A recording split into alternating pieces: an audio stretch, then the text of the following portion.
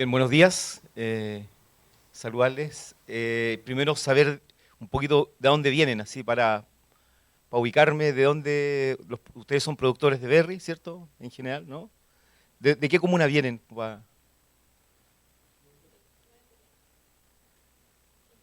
Cholchol, Villarrica, Temuco, Cunco, ya. Cautín principalmente, ¿no hay nadie Mayego? ¿No? Vilcún, bien. ¿De Vilcún? De Lumaco. Ah, también, ya, perfecto. Estupendo.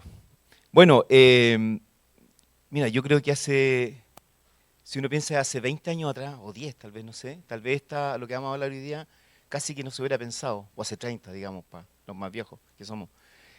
Antiguamente nosotros todos pensamos que en nuestra región, con el agua que caía, con 1200 milímetros en promedio, no era necesario el riego. De hecho, cuando yo estudié riego, era más bien objeto de burla, ¿no? O sea, ¿cómo vamos a pensar en riego cuando cae 1200 milímetros en un lugar? Eso es absurdo, ¿no? El riego es para cuando cae poquita agua, 300, 400 milímetros, zonas áreas, en fin. Sin embargo, hoy día lo que hemos visto es que finalmente cae mucha lluvia, pero muy concentrada, y hemos pasado veranos donde no ha caído ni una gota de agua. Entonces nos ponen en un problema que no es porque no tengamos agua, no hay, sino que esa agua está escasa justo cuando la necesitamos. Entonces, lo que hoy día queremos compartir, mira, primero les voy a contar una infidencia. La idea inicial era como hablar de la ley de riego, el nuevo código de agua, y en realidad encontramos que era un poquito latero, se puede quedar para otra oportunidad, lo pueden leer. Solo contarles dos cosas. El año pasado, en septiembre, se aprobó la nueva ley de riego, que tiene un énfasis especial en la pequeña agricultura y que va a traer aparejado más recursos para nuestra región. Vamos a pasar de ser la cuarta, quinta región en inversión a la tercera región en el país con más inversión, sobre todo en la pequeña agricultura. Entonces, igual quiero compartirlo porque siempre es una súper buena noticia. Yo creo que en un mundo donde tenemos todos los días malas noticias por la tele, por la radio, por los diarios, yo creo que es súper bueno también compartir estas buenas noticias de que hoy día nuestra región ha ido aumentando su inversión a través de la Comisión Nacional de Riego, a través de la Ley de Riego. Y también hace el 2022, en abril, se aprobó el nuevo Código de Agua, que nos plantea ante un nuevo escenario completamente distinto. Probablemente hoy día no somos capaces de verlo porque está muy encima, pero de aquí a 10 o 20 años más va a cambiar la configuración probablemente de muchos de los derechos de agua. Y por eso parto con esta lámina, porque finalmente nos vamos a ir enfocando, digamos, nuestro país, la mirada, el tema de las aguas, va a ir hacia un enfoque de cuenca hidrográfica. Hasta ahora cada uno pasa un estero, una vertiente, tengo un pozo, ese es mío, hago lo que quiero, ¿cierto? Lo que pase abajo, lo que haga aguas arriba, me da lo mismo.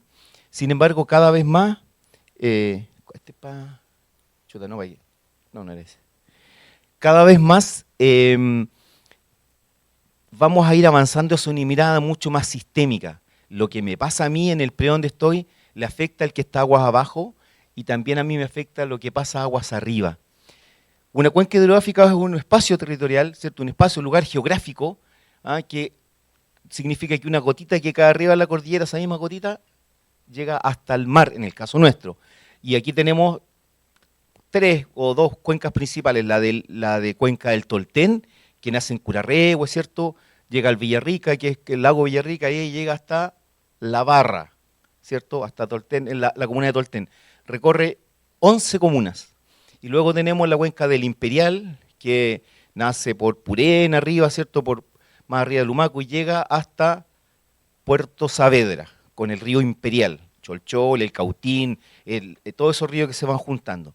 Entonces, ¿por qué siempre parto con esto? Porque creo que es importante que empecemos a mirar lo que pasa en la cuenca. Y así como hay una cuenca de aguas superficiales, también hay acuíferos abajo que están todos relacionados. Entonces, es súper importante que vayamos pensando, cuando pensemos en el agua, en lo que va pasando, aguas arriba, aguas abajo, aguas superficiales y aguas subterráneas. Vamos a ir avanzando en conocer esa nomenclatura. Bueno, esto seguramente lo habrán visto en muchos lugares. El agua es un ciclo, ¿no? Lo que parte, ¿cierto? Podemos partir donde queramos, podemos partir arriba en la cordillera cuando cae nieve, que se derrite, infiltra acuíferos, genera agua subterránea, y también genera escorrentía que forma ríos, vertientes, que llegan hasta el mar, donde se evapora, se condensa, y eso va generando este ciclo, ¿cierto? Entonces es importante mirarlo porque cada uno de los elementos, ¿cierto? Hay que tener especial cuidado porque lo que nos ha pasado es que cada vez los pozos son más profundos, las vertientes se secan más, porque en muchos casos hacemos acciones, o el hombre hace acciones en algunos lugares que afectan finalmente el agua en otro lado. El tema de la tala indiscriminada de árboles, ¿cierto? La, el uso de los pozos, extracción de pozos también indiscriminada. Hago el link de nuevo con el Código de Agua. A partir de ahora, todas las extracciones de pozos tienen que ser monitoreadas y tienen que ser informadas a la Dirección General de Agua. Por lo tanto, si yo tengo un derecho que dice 3 litros segundo, tengo que ir informando a la DGA, por lo tanto se va a monitorear cómo es la extracción del agua y no como ahora que cada uno puede tener lo que quiere, sacar lo que puede. Entonces,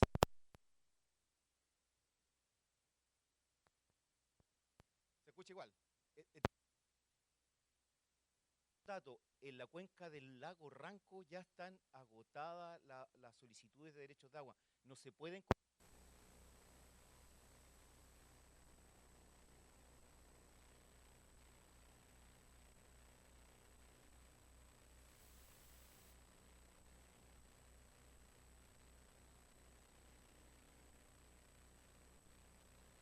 operando en ese escenario, un escenario de mayor restricción hídrica. Bueno, vamos a ir ahora entonces, como les decía, primero la idea era conversar de la nueva ley de riego, un nuevo código de agua, pero bueno, es una cosa que se puede leer, está muy disponible en las páginas tanto de la Comisión Nacional de Riego como de la Dirección General de Agua. Entonces, la idea es contarles un poquito cómo hoy día, o qué elementos hay que tener en cuenta a la hora de regar para ser más eficiente en ese uso de agua. Siempre es la pregunta que nos hacen, bueno, ¿cuánto hay que regar? ¿Cuánta agua tenemos que echarle a las plantas?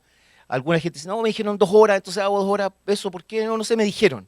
Entonces, lo que queremos a partir de estas breves láminas es un poquito algunos elementos que ustedes pueden considerar, y yo creo que está súper linkeado con lo que viene después, con los datos, porque esto tiene que ver con datos que ustedes pueden capturar en terreno cotidianamente para ser más eficiente y finalmente, por una parte, para ahorrar agua y por lo tanto para disminuir costos, y por otra, para generar mayor productividad en sus cultivos, ¿ya?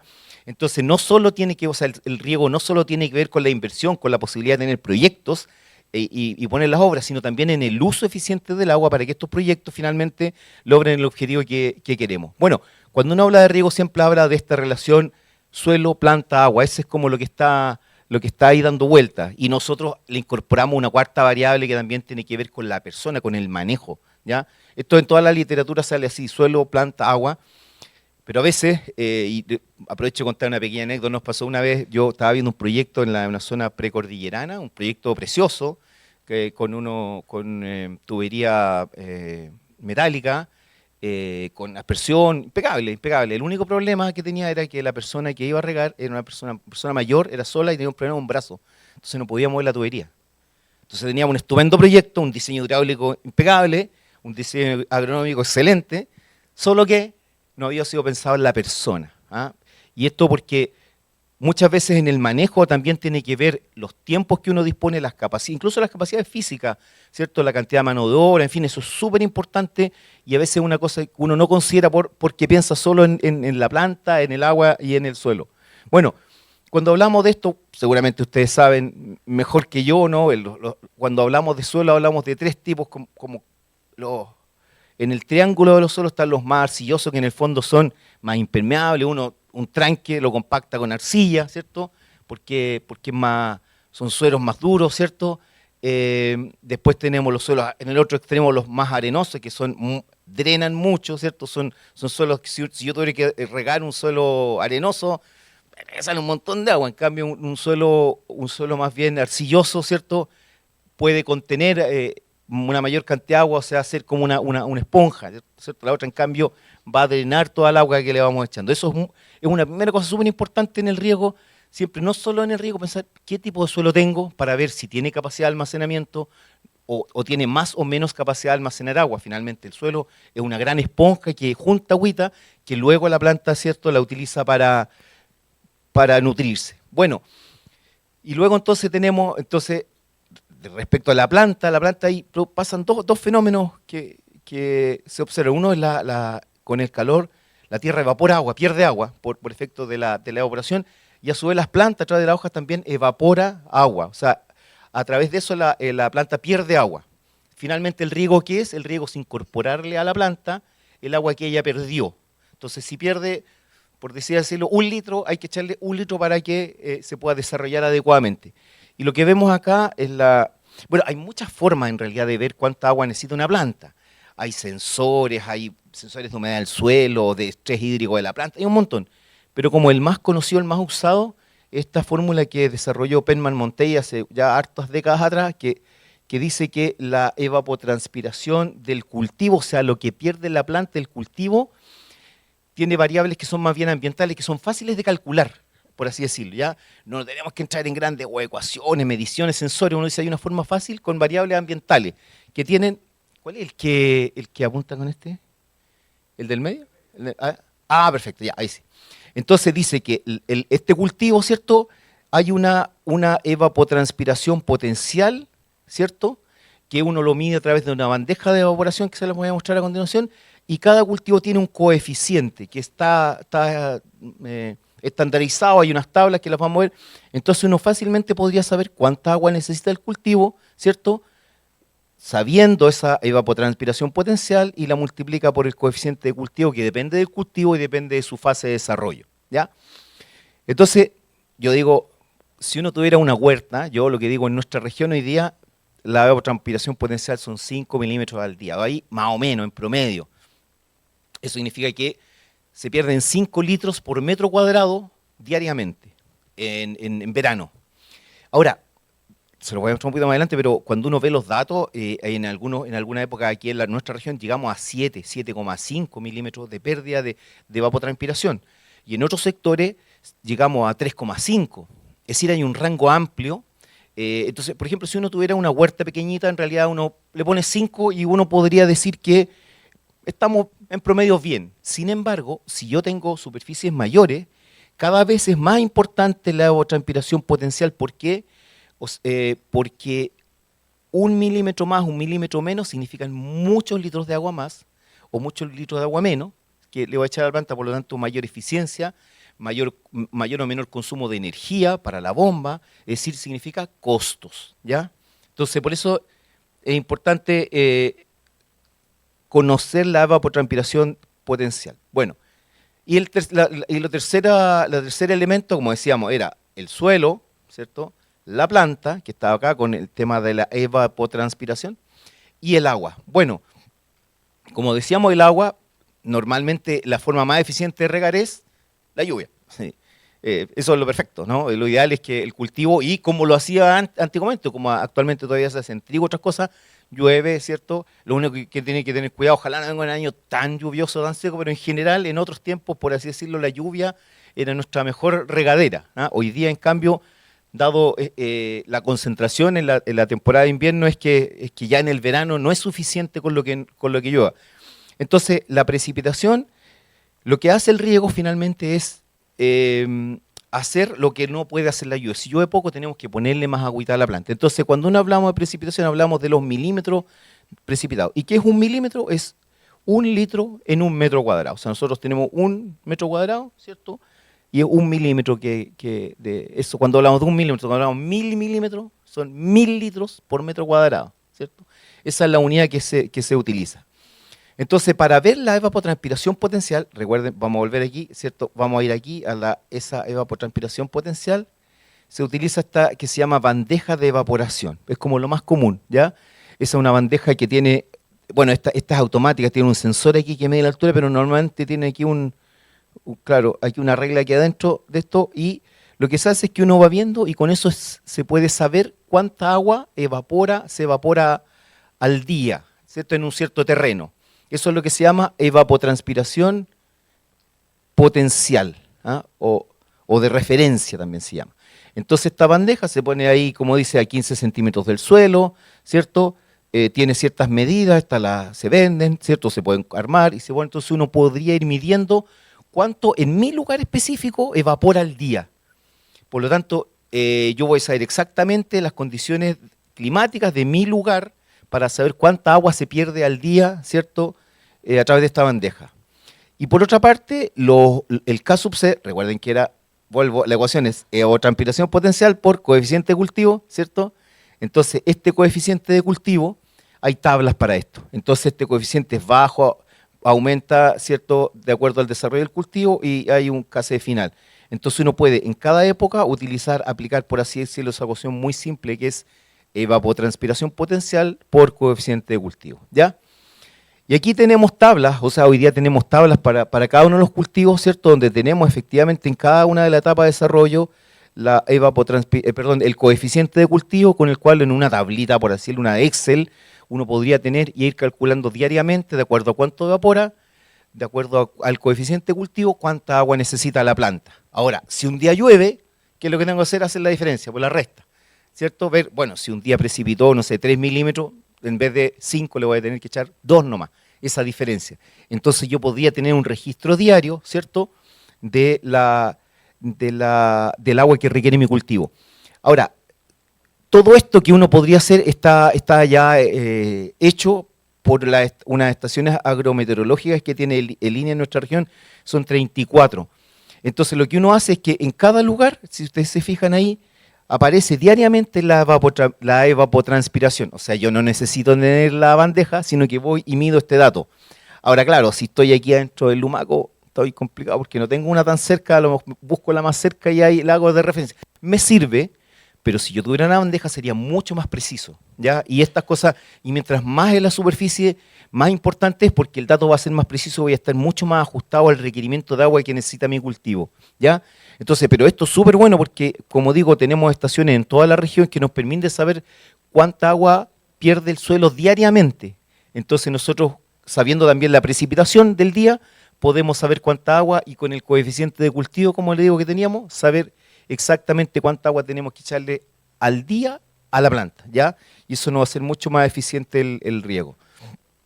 Ahora, ¿cómo se hace? Quiero compartir un ejemplo muy, muy sencillo, de un terreno muy chiquitito, pero que la idea es como que ustedes puedan abrir, mirar, que realmente calcular la cantidad de agua que se usa es relativamente simple, ¿ya? Y que uno podría hacerlo, hoy día tenemos herramientas gratuitas para esto, ¿ya? O sea, este mapa, el sitio que les mostraba acá de línea de agrometeorología, agrometeorología.cl, nos da los datos diarios, o sea, está dado, este sitio es gratis, ¿ya? Tenemos precipitación, una serie de datos, temas de helada, ¿ya? Esto está accesible hoy día directo, sin costo, ¿ah? Cosa que las tablas de coeficiente de cultivo también están disponibles gratuitas, no necesitamos como un programa de riego sofisticado, digamos, claro, si yo tengo 120 hectáreas, ahí cada litro cuesta porque todo me multiplica por 100, entonces ahí probablemente requiere otra tecnología, pero si uno está hablando de pequeñas superficies, estos ejercicios, el que vamos a hacer ahora, perfectamente lo podría hacer y podría mejorar absolutamente la eficiencia en la cantidad de agua aplicada a mi cultivo, ¿ya? Entonces, mire, vamos a dar una vuelta rapidita para no alargarnos tanto, pero si ustedes se fijan, esta fue la fórmula que teníamos, ¿cierto? Coeficiente de cultivo por transpiración potencial. Si suponemos, vamos a hacerlo todo lo más fácil para entender, pero estos valores pueden cambiar y uno en una planilla después cambia el valor y cambia todo. Esto es como en una planilla es muy simple. Si tuviéramos el coeficiente de cultivo 1, que es como el promedio, el coeficiente de cultivo está entre 0,8, 0,7, 1,2, 1,4, por ahí. ¿Ya? Esos son los rangos. Entonces, esto normalmente hay muchos que son 1. Y si mi evapotranspiración potencial fuera de 5 milímetros al día, que también es un promedio, es un dato, ¿cierto?, que nosotros tenemos y que podríamos saber diariamente, entonces así podemos saber cuál es el requerimiento del cultivo al día. Es decir, 5 por 1 son 5 milímetros al día.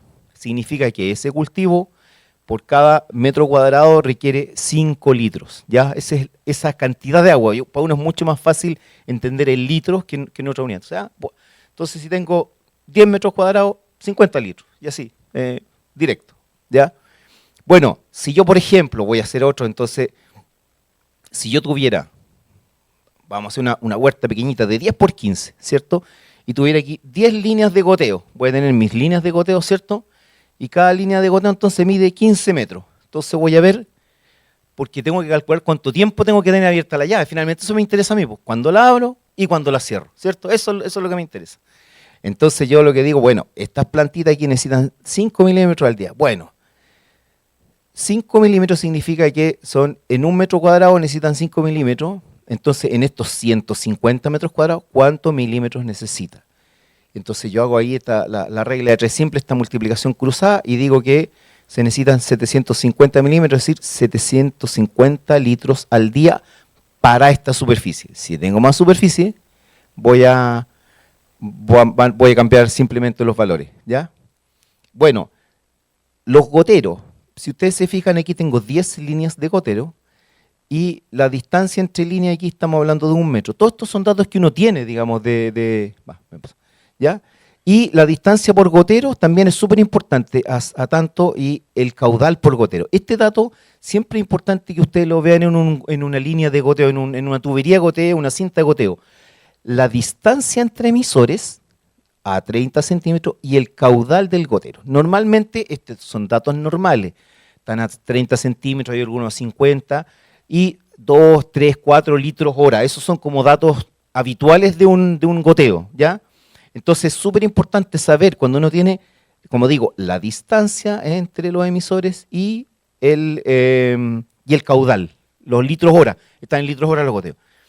Ahora, ya casi todos vienen con gotero integrado, autocompensados, son unos cintas de 500 metros, llega, los corta y los pone, ¿no? Pues le pone los cierra antes. Los cierra al final. Antes, hace 20 años, tenía que poner una tubería, pinchar con unos goteros y los poniendo, era mucho más complejo. Hoy día ese dato ya está dado, o sea, no necesitamos calcular la distancia. Uno dice esta cinta cada 30 centímetros, 2 litros, listo. Entonces estos son datos que es importante, como digo, saber en el caso del catálogo del fabricante. Entonces con eso nosotros sabemos que en 15 metros, ¿cierto?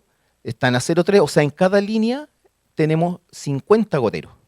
50 goteros, ¿cierto? Porque lo dividimos 15-0,3. Por lo tanto, y como tenemos 10 líneas, tenemos 500 goteros en 150 metros cuadrados. 500 goteros. Y como entregan 2 litros por hora, por 500, estos goteros nos están entregando 1000 litros por hora. Como digo, esto es solo un ejemplo de esa pequeña superficie. Lo que le estoy diciendo es que son operaciones simples. Lo que quiero decir, no, es más laborioso, uno después tiene que sentarse a mirarlo, pero si se fija, estos goteros que tengo acá me van a entregar entonces 1000 litros hora. Por lo tanto, si yo en una hora tengo 1000 litros, y recuerden que atrás habíamos calculado que necesitábamos 750 litros para compensar los 5 milímetros de pérdida, ¿ya? Entonces, aquí nosotros calculamos el tiempo de riego, es decir, si en 60 minutos echamos 1000 litros, ¿cuánto tiempo necesitamos para echar 750 litros? Que es lo que necesitan las plantas. Y con eso entonces llegamos a los 45 minutos de tiempo de riego, ¿ya? Para los que manejan más, para los más jóvenes esto es llegar, multiplicar y sumar, ¿no? Para los que somos más mayores nos cuesta un poquito más, pero lo que quiero decir de fondo es que el cálculo de los tiempos de riego es un ejercicio relativamente simple. Y hoy día con la tecnología que está, con la computación, con planillas Excel, hoy día con instrumentos que son gratuitos, podríamos calcular diariamente, accediendo, como digo, a páginas web que nos dan datos de evapotranspiración, que nos dan datos de coeficientes de cultivo, exactamente el tiempo de riego, cada día incluso. Por ejemplo, yo podría mirar los datos del día anterior y decir, mira, hoy día necesito 23 minutos, mañana necesito 35 minutos, hoy día necesito 14 minutos. ¿Por qué? Porque nos ha pasado varias veces que nos hemos encontrado con gente que dice, yo hago uso del agua potable.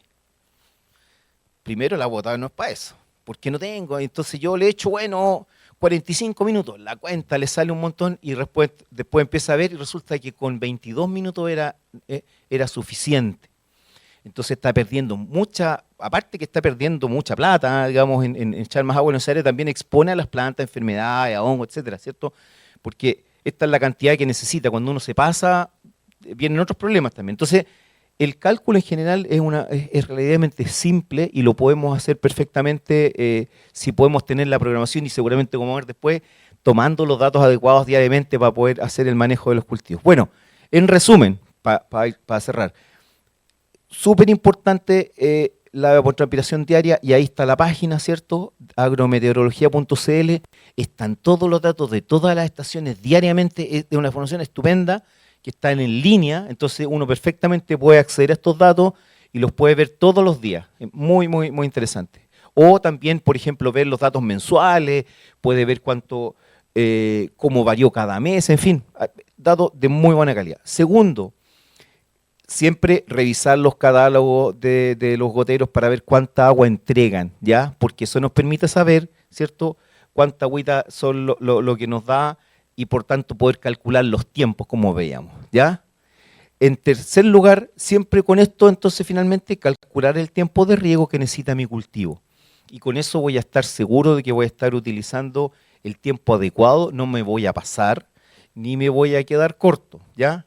Y así estoy operando en el punto de mayor eficiencia de mi riego. Y por último, y no menos importante, eh, siempre es importante verificar la humedad del suelo. Como les decía, diferentes suelos contienen de manera diferente la humedad. Entonces a veces se ve, cuando uno ve encimita, oh, esto está súper mojado, está súper bien regado. Y cuando uno escarba un poquito, resulta que ha sido las primeras capas. Entonces también hay condiciones visuales que uno no puede utilizar. Aquí yo les mostré hacer la ecuación, hacer todo el tratamiento más matemático, pero muchas veces también, cuando no está esto, uno puede ir estimando la cantidad de riego de acuerdo a la observación del perfil del terreno. Y ahí va sabiendo efectivamente cuánta agua tiene que ir poniendo y cómo se va secando el mismo suelo. Y a veces solamente con poder meter la mano y esa humedad le va a ir dando también como la calibración más manual del riego que requiere la planta. Bueno, eso era lo que quería contarles, como decirle que es un proceso que matemáticamente es algo simple y que les puede ayudar a mejorar o calcular la eficiencia de la cantidad de agua a aplicar. Respecto a la nueva idea de riego, proyecto, esa cosa, queda para cuando ustedes quieran. Muchas gracias.